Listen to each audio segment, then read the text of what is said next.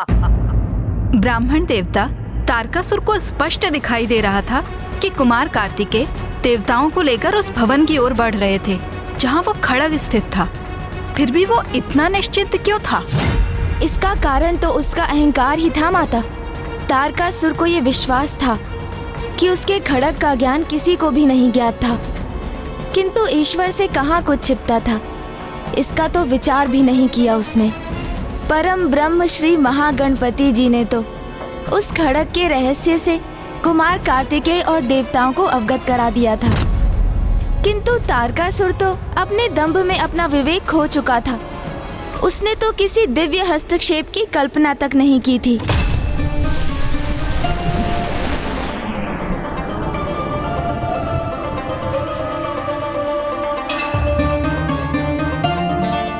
तारकासुर का वो विश्वास कि वो भ्रमित कर देगा अपनी माया से हमें, फूल थी उसकी। कुमार कार्तिकेय अपने भेद दी उसकी माया। वायुदेव, हमने कुछ बाधाएं अवश्य पार की हैं, किंतु संकट अभी टला नहीं है। हमें तब तक सजग रहना होगा जब तक हम अपने लक्ष्य तक नहीं पहुंच जाते और उसे प्राप्त नहीं कर लेते। हमारा लक्ष्य अर्थात वो खड़ा।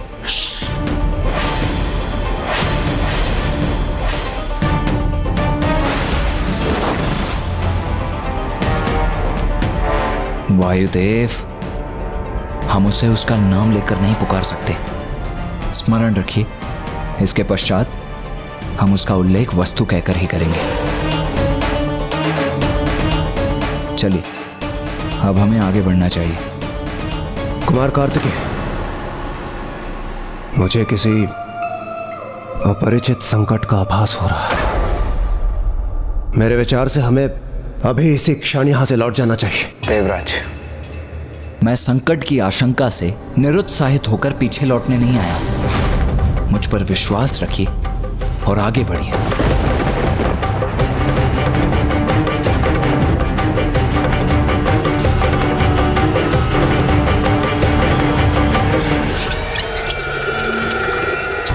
कितना विचित्र और भयावह स्थान है ये।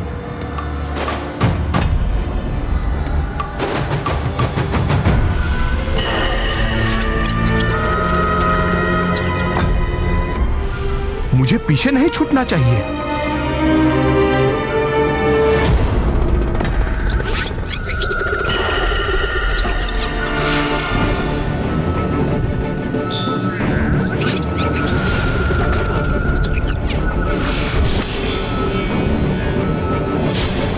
अरे ये क्या?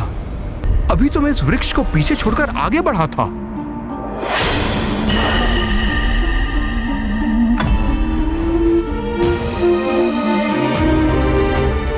क्या सर, तुम्हारे विचार से क्या कुबेर को कुछ व्यायाम की आवश्यकता नहीं?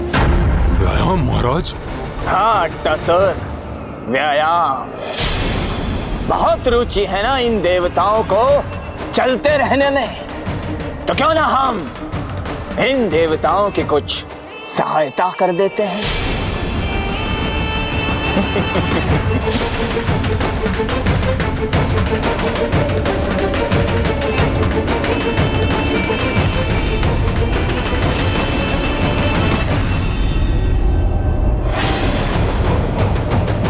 अरे ये क्या हो रहा है? मेरे नीचे भूमि स्वतः गतिमान कैसे हो रही है? देवराजेंद्र, वायुदेव, कार्तिकेय,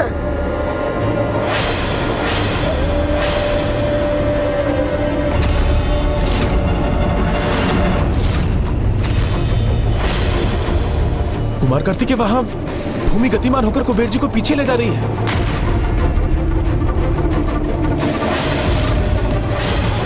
इतनी तीव्र गति से कैसे चल सकूंगा मैं? बचाइए मुझे, कुछ कीजिए। कुबेर जी, आप वहीं स्थिर रहिए, मैं अभी वहां आकर आपको खींच लूंगा। हाँ, हाँ, हाँ।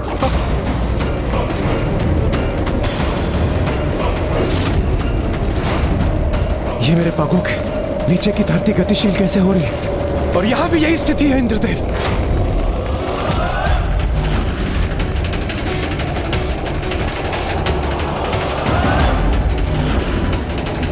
देवताओं और मेरे नीचे की भूमि कुबेर जी के विपरीत भाग रही है।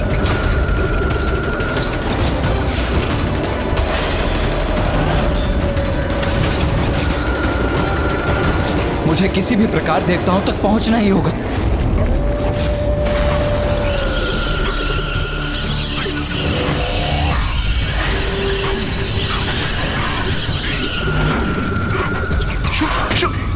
यहाँ मत आओ, यहाँ मत आओ, जाओ यहाँ से। इस धरती के गतिशील होने कारण स्वयं को स्थिर नहीं कर पा रहा हूँ। एक तो हमारा संतुलन पहले से नहीं, वैसे ये दुष्ट चमगादड़ कहां से आ गए?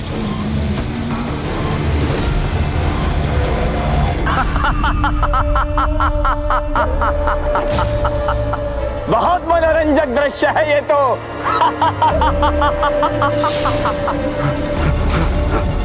हटो। कुमार कार्तिकेय जी, कुछ कीजिए। अधिक समय तक इस गति को नहीं सह सकेंगे हम। मैं तारकासुर की इस माया को भी विफल करूंगा। देवराज वायुदेव और कुबेर जी को कोई क्षति नहीं पहुंचने दूंगा मैं। बस तारकासुर, तुम्हारे इस मायावी प्रपंच को और नहीं सहूंगा मैं।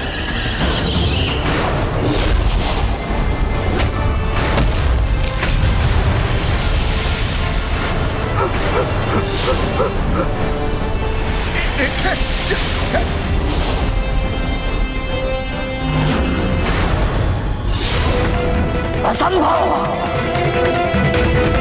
महाराज, अब तो सचेत हो जाइए।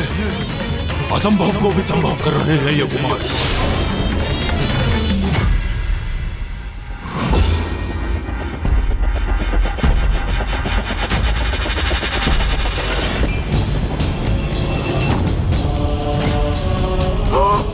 संभालिए कुबेर देव जी।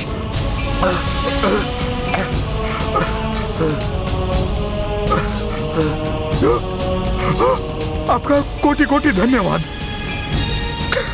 पता नहीं यार, और कितनी देर तक मैं यूं चल पाता।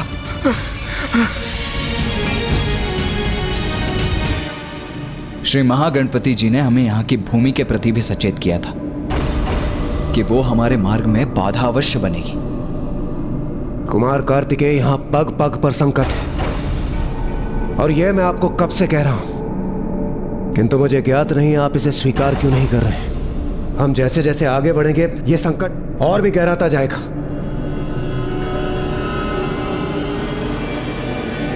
कुमार कार्तिकेय, मेरा विश्वास कीजिए, मैं देवराज हूं। किसी भी आगामी संकट का मुझे पूर्वाभास हो जाता है।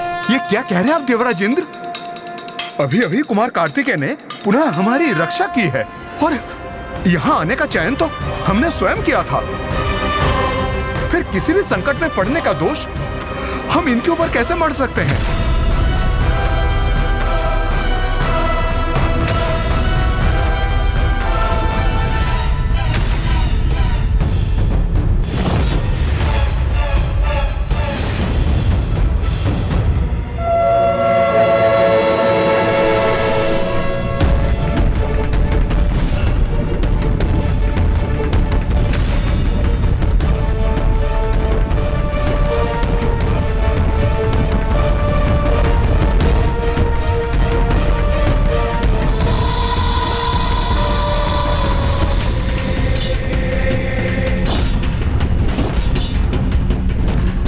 पहुंच गए, हम भवन तक पहुंच गए। कुमार कार्तिकेय, आपने तो महागणपति जी को ध्यान से सुना था। बताइए ना, क्या कहा था उन्होंने आपसे? हमें और किसके प्रति सावधान रहने की आवश्यकता है? हम पूर्ण रूप से सचेत रहेंगे।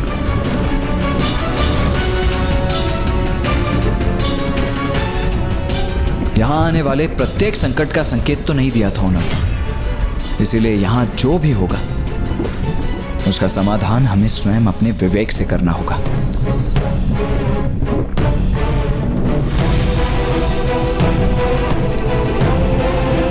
श्री महागणपति जी ने तो मात्र भवन तक पहुंचने का मार्ग बताया था, किंतु ऐसा क्यों किया था उन्होंने? जितनी श्रद्धा भाव से कुमार कार्तिकेय, देवराज इंद्र और वायुदेव श्रवण करने के लिए प्रस्तुत हुए थे, उतना ही श्री महागणपति जी ने उन्हें बताया था। क्योंकि कोई भी सम्मानित वक्ता उतना ही कहता है जितना उसका श्रोता उससे सुनना चाहता है। और जब श्री महागणपति जी को ये आभास हुआ कि देवता शोणितपुर की ओर बढ़ने के लिए अधीर हो रहे हैं, तो उन्होंने अपना कथन रोक दिया और अब कुमार कार्तिकेय और देवता भवन तक तो पहुंच गए थे, किंतु अब जो उन्हें करना था उन्हें स्वयं ही करना था। और अब आगे उनकी भेंट किस संकट से होगी, इसका तो उन्हें कोई ज्ञान भी नहीं था। यहाँ जो भी होगा उसका समाधान हमें विवेक से करना होगा। आप सभी यहीं ठहरिए, मैं आगे बढ़कर देखता हूं। वायुदेव,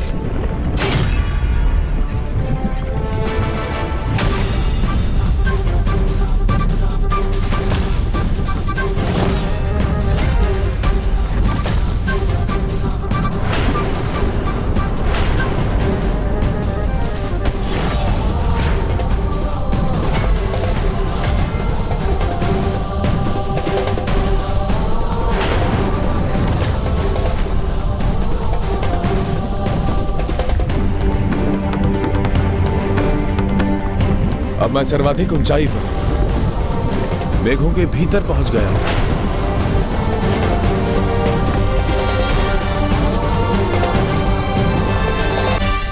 कुमार कार्तिकेय, देवराज, कुबेर जी, मैं ऊपर पहुंच गया हूं।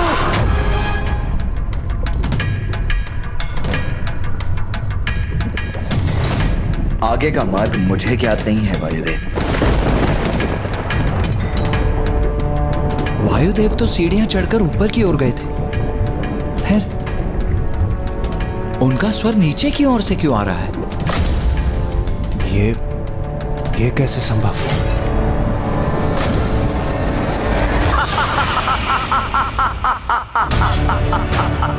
क्योंकि ये मेरी तारकासुर की माया है। आप सभी ने सुना नहीं? मैं ऊपर पहुंच गया हूं, आप भी आ जाइए।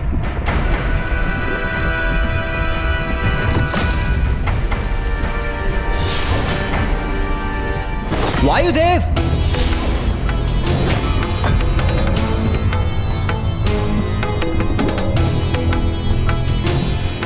ये कैसे संभव है? मैं तो सीढ़ियां चढ़कर ऊपर गया था, ये नीचे कैसे पहुंच गया मैं? वायुदेव, क्या आपको वहां से नीचे जाती सीढ़ियां दिखाई दे रही हैं? हाँ कुमार कार्तिकेय, ऐसी सीढ़ियां हैं यहाँ। मैं इन्हीं सीढ़ियों का उपयोग नीचे जाने के लिए कर सकता हूँ।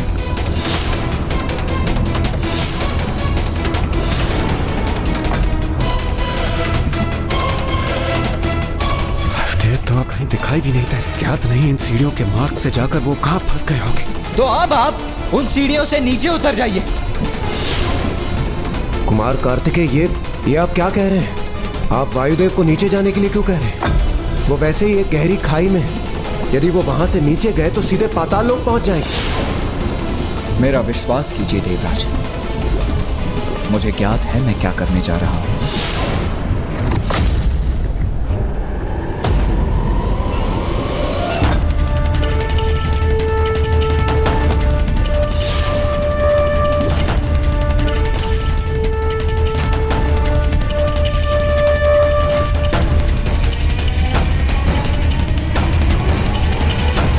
ये तो आपने स्पष्ट कर दिया कुमार कार्तिकेय कि आपने देव सेनापति पद अत्यंत शीघ्र ही ग्रहण कर लिया।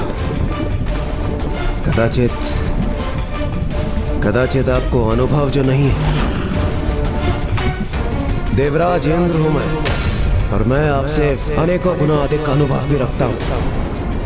और मैं ये कहने पर विवश हूं कि आप ऐसे संकट काल में उचित निर्णय ले नहीं पा रहे हैं।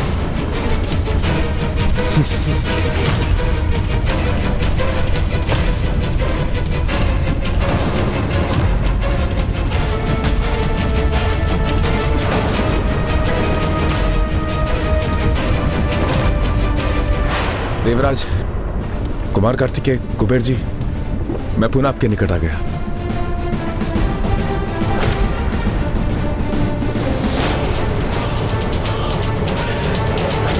मेरे इस चाल को भी व्यर्थ कर दिया इस कुमार ने।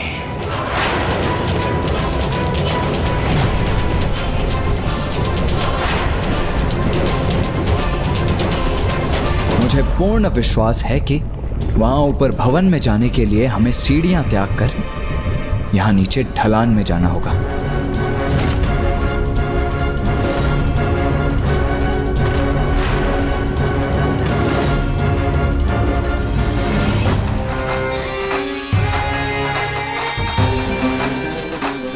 और सबसे पहले मैं जाता हूं और आप सभी मेरे पीछे आइए।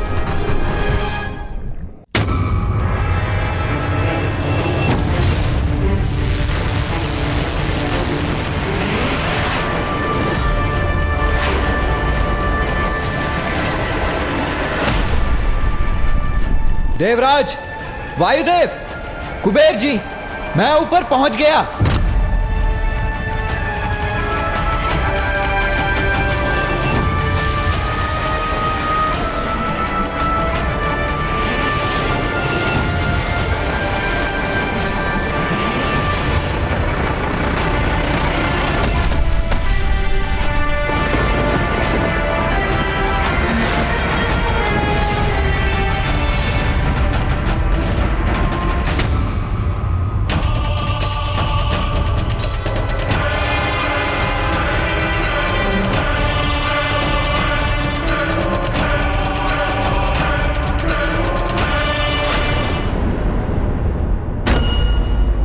जो कक्ष इस भवन की चोटी पर स्थित है, जिससे मध्यम प्रकाश प्रवाहित हो रहा है,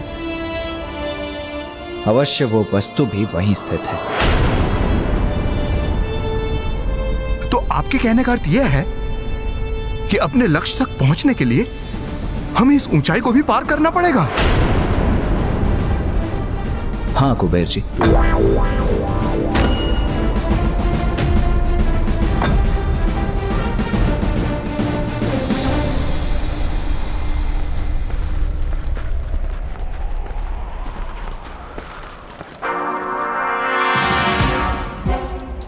इन कुटिल देवताओं की योजना कुछ समझ नहीं आ रही मुझे। क्या वास्तव में ये कुछ ऐसा करने वाले हैं जो मुझे ज्ञात नहीं, या फिर सत्य में ही ये भ्रमित होकर भटक गए? महाराज, अच्छा हुआ ये देवता किसी और भवन में प्रवेश कर गए। अब तो उनके और हमारे बीच में और भी दूरी स्थापित हो गई।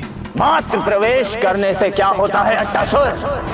क्या ये भूल गए हो तुम? भले ही जहाँ ये देवता है वहाँ मैं नहीं हूँ, किंतु इन देवताओं के स्वागत के लिए उत्तम व्यवस्था है वहाँ। ऐसा जाल बिछाया है मैंने कि यदि वो कुमार कार्तिकेय और उन देवताओं ने आगे बढ़ने का दुस्साहस किया तो वो अत्यंत जघन्य पाप के भागीदार बनेंगे।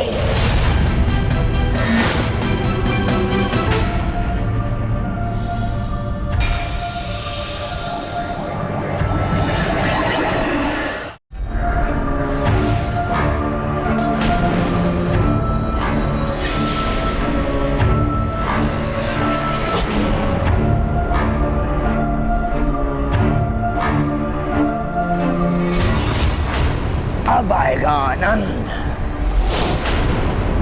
हमें यहाँ से ऊपर जाने का कोई उपाय ढूंढना होगा।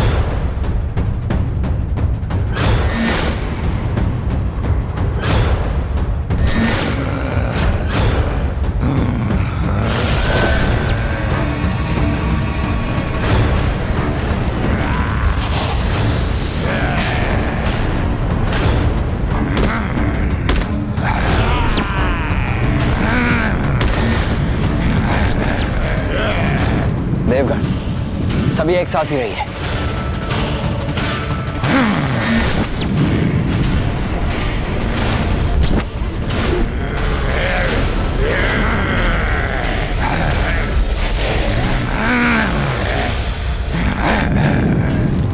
क्योंकि मायावी शोणितपुर में सब माया है, इसलिए ये आवश्यक नहीं कि वहां जो भी तुम्हें दिखाई देगा वो सत्य ही होगा।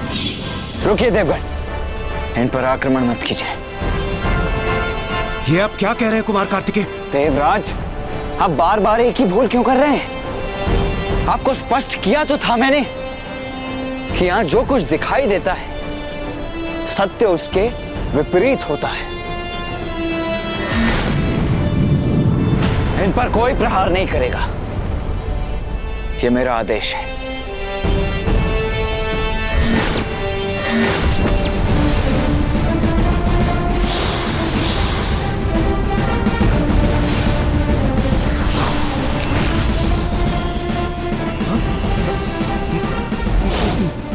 ये क्या?